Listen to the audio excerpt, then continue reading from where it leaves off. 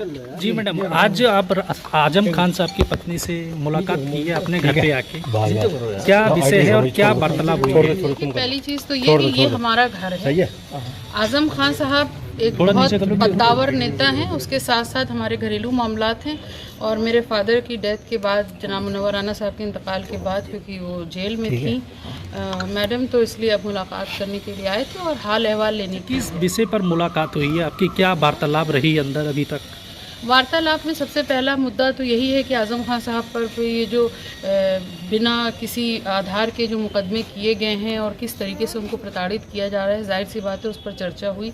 किस तरीके से जेल में एक महिला को परेशान किया गया, किस तरीके से उनकी प्रताड़ना की गई, उस पर चर्चा हुई है। और जाहिर सी बात है कि आगे किस तरीके से, क्योंकि इस बार चुनाव जो हुए थे उसमें एक अच्छा प्रदर्शन किया समाजवादी पार्टी ने, उसको लेकर के भी खुशी जाहिर की है तज़ीन फातिमा जी ने, और ये खुशी जताई है और उम्मीद जताई है कि 2027 में यकीनी तौर पर सब। बीते दिनों पहले आजम खान साहब के जो तंजीन फातिमा जी के नाम है हमसफ़र रिसोर्ट, उसकी बाउंड्री वॉल को प्रशासन के द्वारा गिराया गया है, तो आप उसको किस नज़र से देखती हैं? देखिए, बिल्कुल ये तो आज का नहीं है। इन्होंने जब से एक अधिकारी के ऊपर कंधे पर बंदूक रख करके चलाया है, निशाना लगाया है, और खान साहब को और उनके जो इतना बड़ा इदारा जो उन्होंने ऐतिहासिक इदारा बनाया है पढ़ाई के लिए, बच्चों के मुस्तकबिल के लिए, उसको बर्बाद करने की कोशिश गई है। ये भी उसी कड़ी में है, जबकि दोनों की बाउंड्री वॉल्स अलग अलग हैं और उसको एक में दिखा के इनको तोड़ना, ये डिस्ट्रक्टिव सरकार है, ये डिस्ट्रक्शन कर सकती है, कंस्ट्रक्शन नहीं। सांसद मौलाना मुहिबुल्लाह जो हैं वो आजम खान के खिलाफ नजर आ रहे हैं, कहीं उनका साथ देते हुए नजर नहीं आ रहे, उसको किस नजरिए से देखते हैं? मैं बहुत एक लाइन में इस बात को स्पष्ट कर दूं कि जो शाखें जड़ों के साथ बगावत करती हैं वो बहुत दिन तक हरी नहीं रहती, उनका सूख जाना तय। अच्छा, आजम खान के जो मुखालिफ हैं उनके साथ बहुत ज़्यादा नजर है, उनके मशवरे भी सोशल मीडिया पे बहुत एक्टिव दिख रहे हैं। क्या लगता है कि आजम खान की सियासत को और ख़त्म करने की मौलाना साहब कोशिश करेंगे? देखिए, इस बात की बड़ी खुशी थी कि मौलाना साहब, इमाम साहब को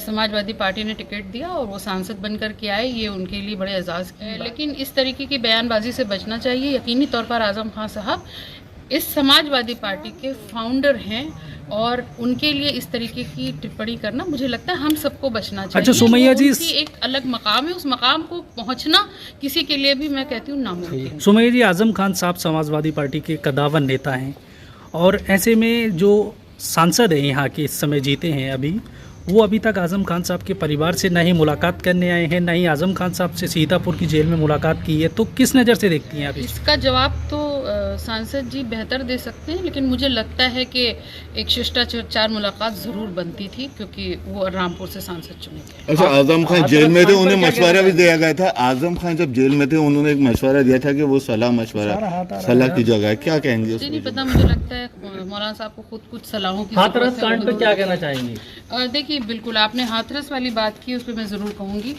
ये जो लापरवाहियाँ होती हैं और इसका बड़ा खामियाजा सबसे ज़्यादा परिवारों को भुगतना पड़ता है, क्योंकि आप जितना मुआवजा भी दे दीजिए लेकिन आप जाने वापस नहीं कर सकते। तो बेहतर ये है मुआवजों की बात ना करके पहले ही सुरक्षा का इंतज़ाम इतने कड़े होने चाहिए, और बहुत से फर्जी जो मौलवी या बाबा ढोंगी टहलते हैं उनको पहले से उनके ऊपर शिकंजा होना चाहिए।